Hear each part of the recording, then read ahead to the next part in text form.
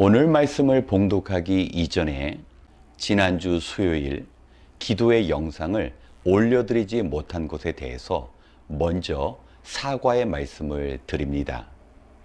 성도님들이 보시기 좋도록 고화질의 영상을 작업하다 보니 여러 가지 문제가 발생합니다. 먼저는 카메라로 촬영한 파일의 용량이 제법 큽니다. 그런데 이 큰 파일을 다룰 만한 전문적인 고가의 편집 프로그램을 사용하지 못하고 또 고사양의 컴퓨터도 없기 때문에 한번 문제가 생기면 이 문제를 해결할 만한 특별한 방법이 없습니다. 그래서 앞으로 이런 일이 일어나지 않도록 주의하고 또 성도님들의 기도도 부탁드립니다. 오늘 함께 나누고자 하는 말씀은 사도행전 11장 24절부터 26절의 말씀입니다. 바나바는 착한 사람이요 성령과 믿음이 충만한 사람이었다. 그래서 많은 사람이 주님께로 나아왔다. 바나바는 사울을 찾으려고 다소로 가서 그를 만나 안디옥으로 데려왔다. 두 사람은 1년 동안 줄곧 거기에 머물면서 교회에서 모임을 가지고 많은 사람을 가르쳤다. 제자들은 안디옥에서 처음으로 그리스도인이라고 불렸다. 아멘. 최근 코로나19가 휩쓸고 간 이 시대 가운데 한국교회를 포함한 대부분의 교회가 직면한 가장 큰 문제가 있습니다. 그것은 바로 복음 증거의 어려움입니다. 물론 예전에도 하나님의 말씀을 증거하는 것이 참 곤란했지만 포스트 코로나 시대에 있어서 코로나의 감염 속에서 사람들 사이에 거리 두기가 일어나면서 사람들의 마음도 복음 앞에 닫히게 되었습니다. 우리는 이러한 시대에 자기의 신앙도 유지하기가 어려운 이 시대에 과연 복음을 증거할 수 있는가는 그런 의구심을 가질 수밖에 없습니다. 그런데 교회의 역사를 살펴보면 단 한순간도 하나님의 말씀을 증거하는데 가장 적합하고 이상적인 시대는 없었다라는 겁니다. 오히려 오늘의 본문의 배경과 같이 그리스도인들을 핍박하는 그 시대에 더욱 놀라운 성령의 역사를 통해서 하나님의 말씀이 세상에 전파되었습니다. 예수님의 말씀을 증거하는 스데반 집사님의 그 순교로 본격적인 유대인들을 향한 핍박이 시작되었습니다. 당시의 사회적인 분위기만 보면 이제 더 이상 복음은 세상에 전달되지 못할 것처럼 보였습니다. 그런데 놀랍게도 핍박은 복음을 더 넓은 세상으로 퍼져나가게 만들었습니다. 오늘 본문 속에 등장하는 안디옥, 당시 로마와 알렉산드리아를 이어서 세 번째로 큰 거대 무역 도시 안디옥. 이곳에 그리스도의 말씀을 전하고자 하는 유대인들이 있었습니다. 예전에 핍박이 있기 전에 유대인들은 복음을 증거할 때 그들 나름대로의 경계선을 정했습니다. 이방인은 예외로 하고 유대인들에게 먼저 복음을 증거하되 유대인도 헬라파 유대인과 히브리파 유대인으로 나누었습니다. 만약에 자신이 히브리어와 아주 비슷한 아람어를 사용하는 히브리파 유대인이면 그 사람들은 히브리파 유대인들에게만 복음을 증거했습니다. 반대로 당시 만국 공통어와 같은 그리스어, 헬라어를 사용하는 유대인들은 헬라파 유대인들에게만 복음을 증거했습니다. 하지만 안디옥 지역에서는 유대인, 이방인 가리지 않고 복음을 증거했습니다. 예전에 믿지 않는 사람들, 더더욱이 문화의 번성과 또 이방신들의 그런 종교적인 영향력 아래 혼탁한 시대의 안디옥 지역에서 복음을 증거하게 한 가장 큰 놀라운 무기가 나타납니다. 바로 바나바의 삶 속에 존재했던 그의 선한 삶, 그리고 성령과 믿음의 충만함이었습니다. 성도 여러분, 믿지 않는 사람들은 처음부터 영이신 그리스도를 만날 수가 없습니다. 우리가 그러했던 것처럼 우리에게 복음을 전해준 그 사람을 통하여 우리가 그리스도를 점차 알아가게 되는 것입니다. 특별히 안디옥에 있는 성도들은 바나바와 같은 삶을 살았습니다. 먼저는 착한 그 양심을 가지고 양보하고 섬기고 자기의 것을 희생하는 그 선한 삶을 가지고 사람들에게 굳게 닫힌 그 마음의 문을 열었습니다. 그리고 성령의 역사하심, 복음을 증거하는 데 있어서 성령의 도우심을 간절히 구하였고, 그 성령의 역사 가운데 사람들의 마음이 그리스도의 심령으로 변화되는 일들이 일어난 것입니다. 이 모든 것이 믿음입니다. 나의 능력과 나의 노력으로 주의를 하는 것이 아니라 그리스도를 통한 그리스도의 능력과 이 시대를 향한 하나님의 마음은 충분히 모든 것을 변화시킬 수 있다라는 그 믿음을 가지고 주의를 했을 때 이런 놀라운 일들이 일어난 것입니다. 대부분의 교회들은 복음 증거자를 통하여 교회가 세워졌는데 안디옥 교회는 그와 정반대였습니다. 선한 삶을 살아가두고 성령 충만과 믿음의 놀라운 역사를 기대하는 그런 평신도들이 말씀을 증거하고 수많은 사람들이 모여들자 그때서야 전문 사역자인 바울과 같은 사람들을 초대한 것입니다. 이때 처음으로 안디옥 교회에서 그리스도인이라는 칭호가 불려지게 되었습니다. 헬라어로 그리스도인은 크리스티아노, 바로 그리스도를 따르는 사람이라는 뜻이 있습니다. 그리스도를 따르는 삶이 무엇일까요? 바로 예수 그리스도를 믿고 그분을 본받고 그분을 사랑하고 그분의 삶을 살아내는 것, 이것이 바로 주님을 따르는 삶입니다. 당시 사람들은 그 선한 행실을 가지고 성령과 믿음의 충만한 가운데 절대로 일어날 수 없는 그런 놀라운 복음 증거의 폭발적인 역사가 일어난 것입니다. 사랑하는 성도 여러분, 오늘 우리가 직면한 이 문제와 안디옥 교회가 세워질 당시의 문제가 너무나 비슷하지 않습니까? 정말 말씀을 증거하기가 어려운 이 시대. 하지만 우리가 사람들에게 비춰질 때 정말 자기의 것을 희생하고 양보하고 때로는 져줄 수 있고 때로는 손해도 볼 수 있는 그러한 삶을 살아갈 때 사람들의 마음은 열리게 됩니다.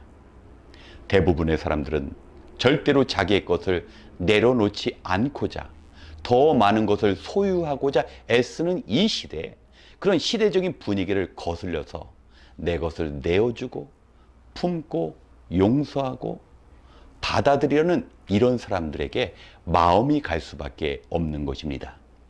그리고 우리가 간절히 기도하며 나의 능력과 내가 말하는 것에 의한 것이 아니라 성령의 도우심이 필요합니다. 성령의 도우심을 구하며 사람들에게 다가가고 그리고 이 모든 선한 일들을 그리스도께서 행하실 것입니다는 이런 확고한 믿음만 있다면 안디옥 교회가 세워지고 복음이 주를 모르는 사람들에게 놀랍게 전달된 것처럼 우리가 살고 있는 이 지역, 우리가 일하고 있는 그 일터에 우리를 만나는 사람들 역시 놀라운 복음의 그 능력을 체험할 수 있게 될 것입니다. 오늘 말씀 기억하시면서 함께 기도하는 시간을 갖겠습니다. 하나님 아버지, 지금 지구 곳곳에서는 예상치 못한 기후변화와 사그러들지 않는 코로나 바이러스의 확산으로 고통이 세상을 지배하고 있습니다. 발전이라는 이름으로 자연을 파괴하고 그 결과로 인한 살인적인 폭염과 가뭄 앞에 인간의 나약함과 무기력함이 확인되고 있습니다. 백신만 개발되면 모든 것이 다 해결될 줄 알았는데 눈에 보이지도 않는 바이러스의 확산은 다시금 교만한 인간을 낮추고 있습니다. 무엇보다 이 땅의 많은 교회들이 코로나의 재앙 가운데 어찌 복음을 증거해야 할지 알 바를 모르고 당혹해하고 있습니다. 하나님, 이 모든 일들이 우리의 생각과 계획을 뛰어 역사하시는 하나님께 정해진 일들임을 먼저 고백할 수 있게 하여 주시옵소서. 주어진 환경 속에서 우리의 능력으로 감당하는 사명이 아니라 우리의 선한 마음 위에 성령의 놀라운 역사를 소망하는 그 믿음 가운데 이루어지는 일임을 고백하게 하여 주시옵소서. 오늘도 시대와 상황을 초월하시는 하나님 앞에 나아가는 이 기도의 시간이 되게 하여 주시옵시고, 우리가 온 마음으로 기도할 때 우리를 통하여 일하시기 원하시는 주님께 모든 것을 맡겨드리며 이 땅에 주님을 따르는 그리스도인으로 살아가게 인도하여 주시옵소서. 모든 것을 감사드리며 우리를 온전케 하시는 예수님의 이름으로 기도드렸습니다. 아멘. 먼저 이 땅의 모든 피조 세계를 위해 기도하겠습니다. 뉴스를 들어보면 지금 지구 곳곳에서 발생하는 이상기후 현상들로 더욱 많은 피해가 발생하고 고통받는 사람들이 증가할 것이라고 예측합니다. 지금의 자연재해는 많은 부분 인간에게서 시작된 것입니다. 하나님께서 이 땅을 긍휼히 여기시사 아픔을 겪고 피해를 입은 사람들과 또 말 못하는 동물과 식물조차도 하나님의 위로가 임하여서 자연재해와 코로나19의 확산이 멈출 수 있도록, 그리고 더 이상 인간의 욕심에 의해서 자연이 고통받지 않고 이제는 우리가 죄와 싸워가며 하나님께서 맡겨주신 세상을 돌보는 이 사명을 온전히 감당할 수 있도록 함께 기도하겠습니다.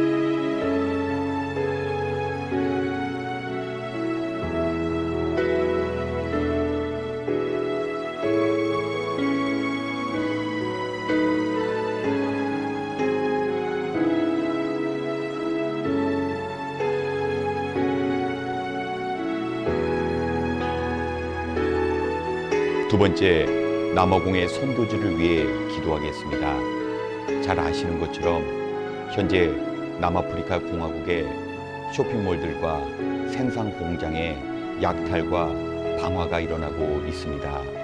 정치적인 혼란으로 인해서 무법천지의 세상이 되어버렸습니다. 얼마 전 남아공에서 보내주신 선교 영상을 보았는데 그 선교지에서 약 1000마일 떨어진 곳에서 처음 시작된 그 폭동이 지금은 100마일 정도 떨어진 곳에서도 일어나고 있다고 합니다. 이 시간 남아공의 정치 사회 문제가 해결되고 사역하시는 김현주 선교사님 두 딸 유빈이 담임과 그리고 건축 중인 학교에 어려움이 없도록 이 시간 남아프리카 공화국의 김현주 선교사님과 사역을 위해서 함께 기도하겠습니다.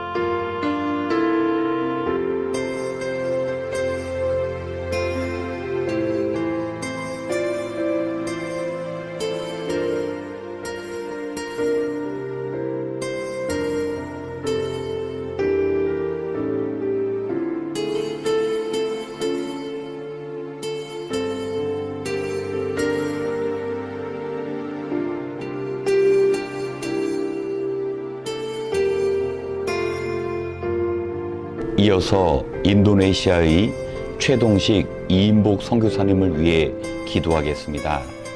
그동안 한국에서 인도네시아 비자를 기다렸던 최동식 선교사님께서 이제 비자를 얻고 인도네시아로 출국하였습니다. 지금 인도네시아는 코로나19 사망자가 세계 1위이며 하루 확진자 수가 5만 명대로 증가하고 이미 의료 붕괴가 시작되었습니다. 이러한 상황 가운데 무엇보다 필요한 것이 선교사님 부부의 안전한 건강입니다. 또한 선교사님께서 사역을 위하여 이제 정착하며 언어를 배우고 문화를 익히는데 어려움이 없도록 기도 부탁드리며 그리고 떨어져 지내는 세인이와 정일이를 위해서도 기도 부탁드립니다. 인도네시아의 최동식 선교사님을 위해 함께 기도하겠습니다.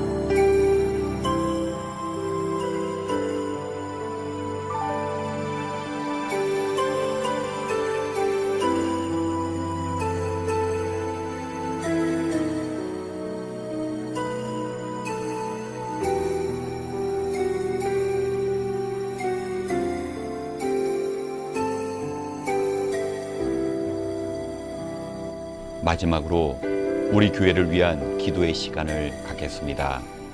성도 여러분, 하나님께서는 예수 그리스도의 그 흘리신 피 위에 LA 남소른의 교회를 세우셨습니다. 우리는 예수님께서 교회의 주인 되심을 고백하며 이 땅에서 행하신 영혼 구원의 사명을 감당하고 주님께서 보여주신 그 성품을 온전히 닮아가야 합니다. 이 일은 우리의 의지대로 감당할 수 없을 뿐만 아니라 사탄은 성도들이 각자 맡은 임무와 주어진 직분을 온전히 감당하지 못하도록 지금도 방해하고 있습니다. 그렇기 때문에 교회를 향한 성령님의 역사 없이는 이 일들이 제대로 이루어질 수 없습니다. 이 시간 주님 주신 각자에게 주어진 그 사명들을 온전히 감당하며 주님께서 친히 보여주신 그 희생과 섬김의 삶을 실천하며 살아갈 수 있도록 우리가 함께 기도하고 이어 개인 기도 시간을 갖겠습니다. 함께 기도하겠습니다.